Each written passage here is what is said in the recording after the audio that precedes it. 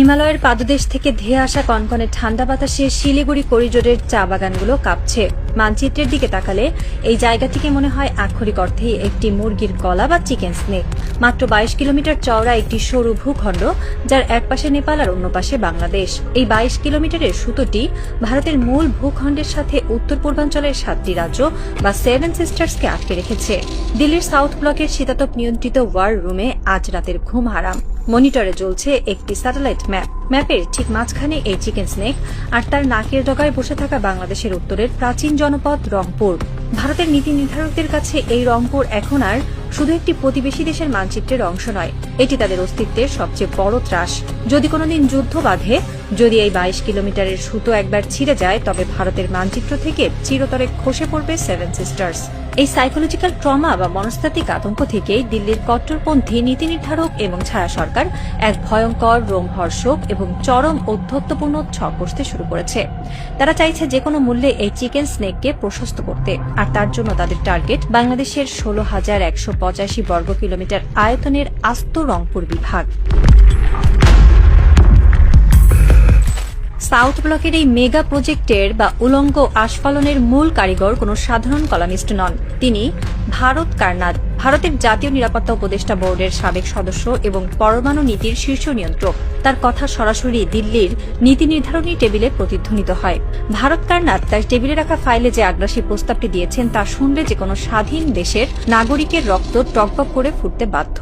তিনি অত্যন্ত নির্লজ্জভাবে মোদী সরকারকে পরামর্শ দিয়েছেন, টাকার জোরে রংপুর কিনে নাও। বাংলাদেশের ঘাড়ে থাকা $10,400 কোটি বিদেশি ঋণের সুযোগ নিয়ে ভারত কারনাদ প্রস্তাব দিয়েছেন 1 থেকে 2,000 কোটি ডলারের বিনিময়ে পুরো রংপুর বিভাগকে বাংলাদেশের কাছ থেকে কিনে ভারতের হাতে তুলে দিতে। এই জঘন্য সাম্রাজ্যবাদী প্রস্তাবকে হালাল করতে তিনি টেনে এনেছেন 1803 সালের লুইজিয়ানা পারচেস মডেল, যেখানে আমেরিকা টাকার বিনিময়ে ফ্রান্সের কাছ থেকে বিশাল ভূখণ্ড কিনেছিল। তার এই নীল নকশা যদি বাস্তবায়িত হয়, তবে রংপুর তার আবহমান কালের স্বাধীন আত্মপরিচয় হারিয়ে ভারতের আসাম বা পশ্চিমবঙ্গের একটি পরাধীন পদানত জেলায় পরিণত হবে।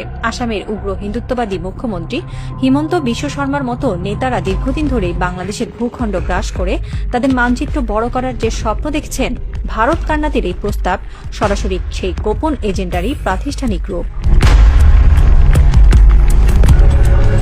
কিন্তু ভারত কেন হঠাৎ রংপুর নিয়ে এত মরিয়া হয়ে উঠল? এর পেছনের বারুদ হিসেবে কাজ করেছে রংপুরেরই একটি প্রান্তিক জেলা লালমনিরহাট। চিকেন স্নেক থেকে মাত্র 135 কিলোমিটার দূরে লালমনিরহাটে রয়েছে দ্বিতীয় বিশ্বযুদ্ধের একটি পরিত্যক্ত বিমান ঘাঁটি। সম্প্রতি এই ঘাঁটিকে নতুন করে প্রাণ দেওয়ার কাজ শুরু হয়েছে, আর এই ঘাঁটিতে চীনা কর্মকর্তাদের সরেজমিন পরিদর্শন দিল্লির বুকে সরাসরি কাঁপন ধরিয়ে দিয়েছে।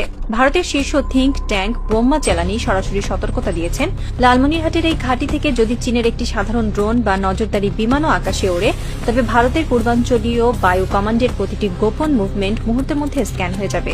চীনের রাডার সরাসরি শিলিগুড়ি করিডোর পর্যন্ত ভারতের আকাশ সীমাকে সম্পূর্ণ নগ্ন করে দেবে। নিজেদের আকাশ নিরাপদ রাখতে ব্যর্থ হওয়ার এই চরম হতাশা থেকেই ভারত এখন মরিয়া হয়ে বাংলাদেশের মাটি গ্রাস করার পায়তারা করছে।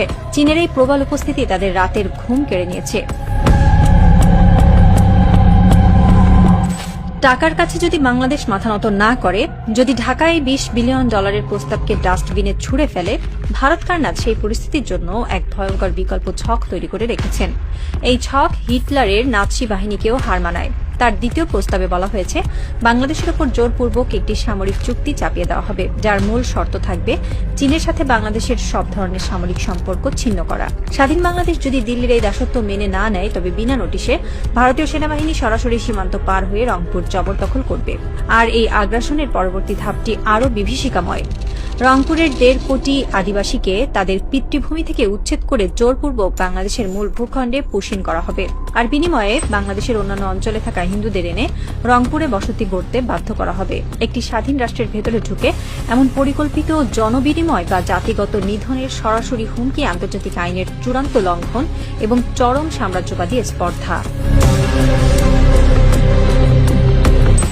দিল্লির এই আগ্রাসী বয়ান কেবল কাগজে কলমে আটকে নেই। মাঠের বাস্তবতা বলছে, ভারত জবরদখলের সামরিক প্রস্তুতি অনেক আগেই নিতে শুরু করেছে। চিকেন স্নেক বা শিলিগুড়ি করিডোরে বর্তমানে ইতিহাসের সবচেয়ে বড় সেনা সমাবেশ ঘটিয়েছে ভারত। বাংলাদেশ সীমান্ত ঘেঁষে একের পর এক নতুন সামরিক ঘাঁটি ও বিমানবন্দর তৈরি করা হয়েছে এবং আকাশপথে সর্বাধুনিক রাফায়েল যুদ্ধবিমান সার্বক্ষণিক পাহারায় রাখা হয়েছে। গত নভেম্বরে শিলিগুড়িতে ভারতের বিএসএফ, এসএসবি, আইটিবিপি, সেনাবাহিনী এবং রেলওয়ে পুলিশের শীর্ষ কর্তাদের যে মেগা সমন্বয় বৈঠক হয়েছে তা সরাসরি এই যুদ্ধের প্রস্তুতিরই অংশ। এরপর মে মাসে একেবারে বাংলাদেশের সীমান্তের গা ঘেঁষে তিস্তা প্রহার নামে যে বিশাল সামরিক মহড়া ভারতীয় সেনাবাহিনী চালিয়েছে তা সরাসরি ঢাকাকে দেওয়া দিল্লির পেশি শক্তির নির্লজ্জ প্রদর্শনী।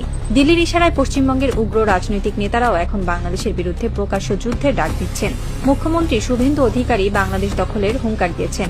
তাদের স্পর্ধা এতটাই আকাশ ছুঁয়েছে যে তারা এখন প্রচার করছে বাংলাদেশের নাকি দুটি চিকেন নেক রয়েছে, উত্তরে রংপুর এবং দক্ষিণে ফেনী। তাদের দখলদারিত্বের এই ক্ষুধা কেবল রংপুরের সীমাবদ্ধ নেই, তারা সরাসরি পুরো চট্টগ্রাম দখলেরও হুমকি দিচ্ছে। ভারত যখন সীমান্তে ট্যাঙ্ক আর রাফেল সাজাচ্ছে, বাংলাদেশ তখন আন্তর্জাতিক কূটনীতির মঞ্চে ভারতকে তাদের প্রকৃত আয়না দেখিয়ে দিয়েছে।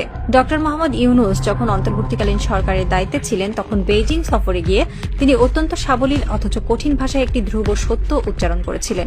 তিনি স্পষ্ট করে দিয়েছিলেন ভারতের সেভেন সিস্টার্স সম্পূর্ণভাবে একটি অবরুদ্ধ অঞ্চল এবং একমাত্র বাংলাদেশই হল তাদের সমুদ্রে পৌঁছানোর লাইফলাইন। এই একটিমাত্র বাক্য সে সময় ভারতের অহংকারে মারাত্মক আঘাত এনেছিল। ভারত খুব ভালো করেই জানে বাংলাদেশের মাটির উপর দিয়ে ট্রানজিট বা সমুদ্র বন্দর ব্যবহারের সুবিধা না পেলে তাদের পুরো উত্তর পূর্বাঞ্চল অর্থনৈতিক ও সামরিকভাবে পঙ্গু হয়ে ধুকে ধুকে মরবে। বাংলাদেশের এই আত্মবিশ্বাসী অবস্থানই মূলত ভারত কার্নারদের মতো লোকদের মাথা খারাপ করে দিয়েছে। বাংলাদেশের আগের মতো হাত গুটিয়ে বসে নেই। সামরিক দিক থেকে নিজেদের আকাশ এবং সীমানাকে নিশ্চিদ্র করতে ঢাকা এখন অত্যন্ত আগ্রাসী এবং বহুমুখী প্রতিরক্ষা ব্যবস্থা গড়ে তুলছে। পাকিস্তান থেকে যে F-17 থান্ডার যুদ্ধবিমান আনার যে পদক্ষেপ নেওয়া হচ্ছে তা ভারতের একচেটিয়া বিমান আধিপত্যের পথে বিশাল দেয়াল হয়ে দাঁড়িয়েছে। একই সাথে তুরস্কের মতো গ্লোবাল সামরিক পাওয়ার হাউস এখন বাংলাদেশের পাশে এসে দাঁড়িয়েছে।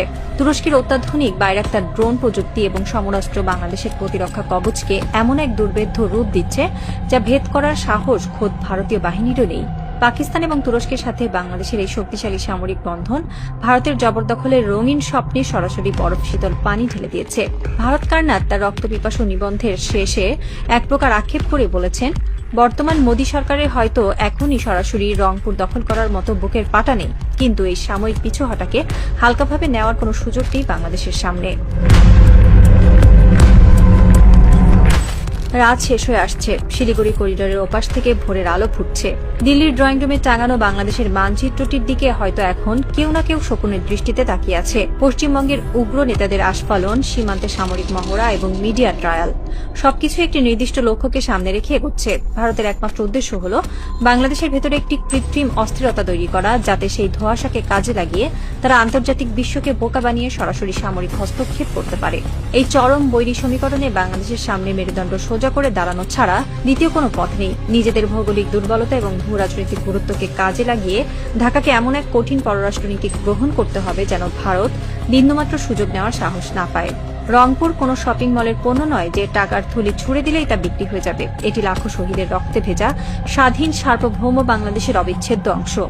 দিল্লির এই জবরদখলের হুঙ্কারকে সরাসরি আন্তর্জাতিক মঞ্চে তুলে ধরে তাদের আগ্রাসী মুখোশ বিশ্বের সামনে উন্মোচন করতে হবে। পুরো বাংলাদেশকে আজ সীসা ঢালা প্রাচীরের মতো একতাবদ্ধ থাকতে হবে, কারণ ভারত সুযোগের অপেক্ষায় ওত পেতেই আছে, আর সেই সুযোগ তাদের এক চুল পরিমাণও দেওয়া যাবে না।